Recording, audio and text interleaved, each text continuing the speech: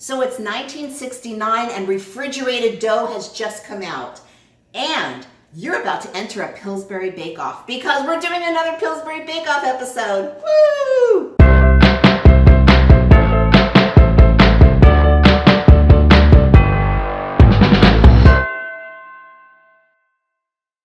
Hey everyone, welcome to Yester Kitchen, where we learn history through food.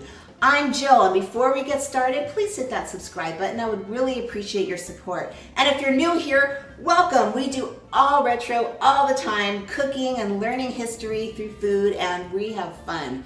So I would love to have you join us and subscribe.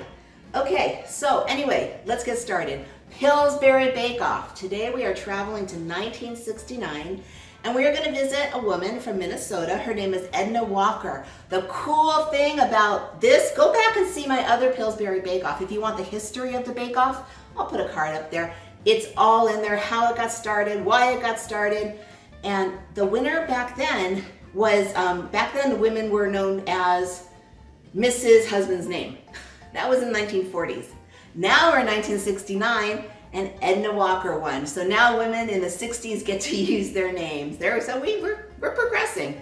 So anyway, today we're gonna do a super easy, delicious recipe using refrigerated dough. As a matter of fact, this is the first Pillsbury Bake Off winner that ever won using refrigerated dough. So we are gonna do magic marshmallow crescent puffs. They're amazing, they're easy, they're convenient, they're quick. They're just all good things, and they're magical. I'll show you why if you haven't seen these before. So the first thing we're gonna do is we are gonna get a tube of crescent rolls. Now, I'm only gonna make half a recipe, but I'm gonna give you the whole recipe measurements because it's only the two of us and we're not gonna eat all these. Although I do have friends that I call after I film and I go, hey, I just made blah, blah, blah, do you want them? And they're like, oh yeah. So these will probably go that way too. Okay, so the first thing we're gonna do is we're gonna take a tube of crescent rolls. The recipe is 2 tubes, so if you wanna make the full recipe, you're gonna make 16. I'm only gonna make 8 today. So a bit, like I said, all the measurements are all for the full recipe. So here we have the crescent rolls. Okay, so reality and human check. I've accidentally bought the crescent sheets instead of the crescent rolls, so I just cut them on my own. As you can see, they're pretty average. But the dough will stretch and we'll be fine. So for our marshmallow mix, we're gonna start with a 1/4 cup of sugar. You can just make it in a tiny little bowl like this. Uh-oh. I get all the sugar, make it super sweet. A teaspoon of cinnamon.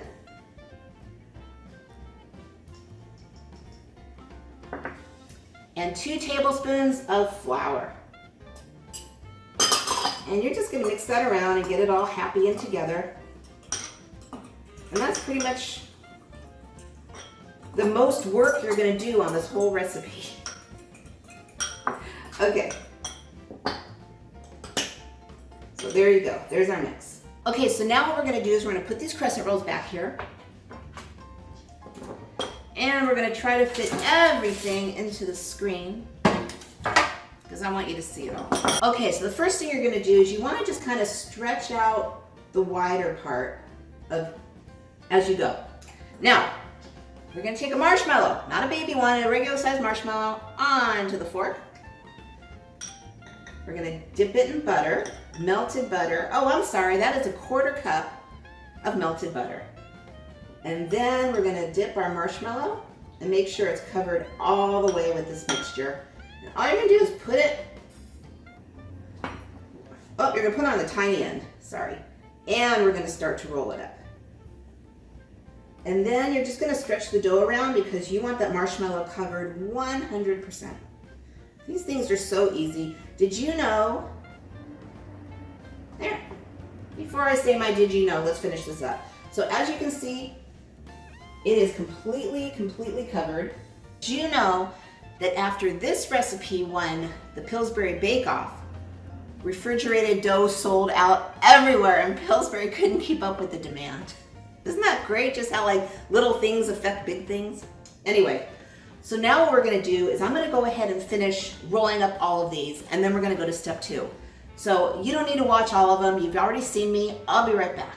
Okay, we're done, so check it out. Normally, like I said, if you're doing the whole recipe, you're gonna have 16 of these beautiful little things, but I only have 8. So this is exactly what you want them to look like. Make sure that you check your seams, that there's no little holes so the marshmallow doesn't leak out, and the dough stretches. It's gonna be perfect. You can't mess this up. Okay, so now, by the way, before we get started with the next step, just because we're all about history here at Yester Kitchen, I'm sure you want to see what Edna looks like. Here she is. Look at her. Isn't she gorgeous? This is her making her prize-winning dish and posing with her prize-winning dish. I love seeing pictures like that. Okay, so now what we're going to do is we're going to take a muffin tin and we're going to get these out of the way. Now, on your muffin tin, what you want to do is you want to take a baking pan, cover it with foil, because in case it leaks over, it'll be a mess in your oven. So this way you're just taking care of it. And you're gonna put your muffin tin right inside there. Now here's where it gets silly easy. First of all, set your oven for 375 and let that warm up. Okay, so now you're gonna have leftover butter. What you wanna do is you wanna dip the bottom where the seams are showing, the bottom half in the butter. Oh, and by the way, I sprayed the whole not the baking sheet, the whole muffin pan with cooking spray, butter spray. So definitely do that, or else you're gonna have a big sticky mess on your hands. So butter side down, seam side down, that's it. And just put them in each little cubby. I know they're not called cubbies, but I like it. So I'm super happy you guys liked my retro TV food faves series. I've gotten so much great feedback. As a matter of fact, that I'm going to be getting ready to do another series with 5. It's going to be a 5-parter. 5 of my amazing friends that are so talented and so funny, and they're going to come and show you dishes from their hometowns. So look for that in a few weeks. Anyway, here we go. We have this all ready to go. Now what we're going to do is we're going to stick it in the oven, and for 12 to 15 minutes, you can tell between the 12 and 15 because your dough is going to get brown and it's going to look cooked. And then we're gonna come back, we're gonna make a glaze, and we're gonna be done. And by the way, yes, I am a Sigma Kappa for real. If there's any Sigma Kappas out there, please let me know. I love to connect. All right, we'll be back. Okay, we're back, and come here, I wanna show you something. Because I'm human, and because life and no one's perfect, I want you to see that I got a couple little blowouts on my marshmallows. See, it's kind of leaking out. But it's okay. This is the reason why we put a baking sheet under our muffin tin, because just in case my oven's safe, everything's safe. Okay, so now what we're gonna do is I'm just gonna scooch this over a tiny bit. Uh-oh, I don't wanna burn my wood. Okay, here's my cooling rack. And I put a paper towel underneath because we're gonna drip the glaze over these. So the first thing we're gonna do is we're gonna take these out and put them on the rack. And a little kitchen hack pro tip I've got for you. Before you start pulling them out, look at this. I gotcha. Can you see? Yeah. We just gently twist, and that just kind of loosens it up. We really don't eat like this in normal life because, as you can see, what I do is very, very fattening. So we just can't eat like this all the time. So we really eat super healthy, and we maybe will have one or a taste of what I make. I said that's what friends are for. Everyone gets to try it. Okay, so here's all of our glorious little puffs, and now we're gonna make the glaze. Now I'm gonna move this out of the way so I can show you the glaze. There's a tiny happy little bowl. Look at that, it's so cute. Okay, and in that happy little bowl, we have a 1/2 cup of powdered sugar. And then we're gonna add a 1/2 teaspoon of vanilla. And then you're gonna add 2 or 3 teaspoons of milk. Any kind of milk you like. And by the way, this is a very basic, simple glaze that you can use for donuts, cake, cookies. If you just want a thin glaze, this is perfect. So I'm gonna take 1 teaspoon. I'm gonna take 2 teaspoons right now. Because even though it doesn't look like a lot, milk and powdered sugar, well, they're just like BFFs, and they mix together really well and really quickly. But I can tell right now that it's not going to be enough, and actually I can tell that 1 more is not going to be enough. So if you've done this before, go ahead and eyeball it. If you haven't made this glaze before, just keep adding 1 teaspoon at a time. Don't overdo it because you can easily make it too runny. But that's what you want. There you go. Look at that beautiful glaze. Oh, it's so pretty.